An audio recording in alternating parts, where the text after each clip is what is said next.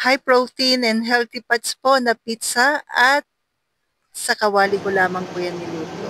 Sarap. Thank you, Lord.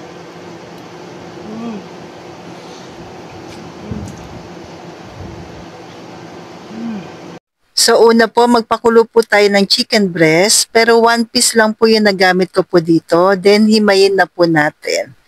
After po nyan, nagdagdag po tayo ng 3 pieces po na XL na egg, 1 teaspoon po na white pepper, 1 teaspoon of salt, tapos parmesan cheese po, 1 tablespoon from Grindahan. 1 tablespoon din po ng coconut flour at 1 cup po ng almond flour. Then Italian seasoning. Then after nyan, i-mix lang po natin maigi. At kung umabot ka po sa part na ito, maraming po salamat po sa mga bago nating followers. Salamat po din sa pagla-like and pag-share din po. Thank you po. Then, after po niyan natin ma-mix na maigi, naglagay na po ako ng parchment sa ating kawali. Pero kung non-stick po yung inyong kawali, ay wag na po kayo maglagay ng parchment. Mamaya ipapaliwanag ko po kung bakit. So, ipaplat lang po natin ito.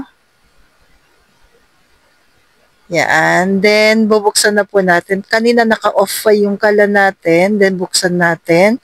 Tapos, takpan natin. Sa katamtamang lakas lang po ng apoy.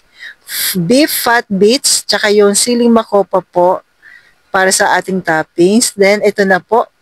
Babalik ta rin lang po natin yung ating pizza kasi luto na po yung sa ilalim. Ayan.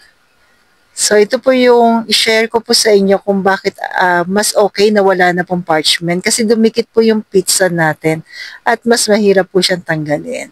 Kaya kung non-stick po yung inyong kawali, mas okay na walang parchment. Then, sugar-free po na ketchup from Grindahan.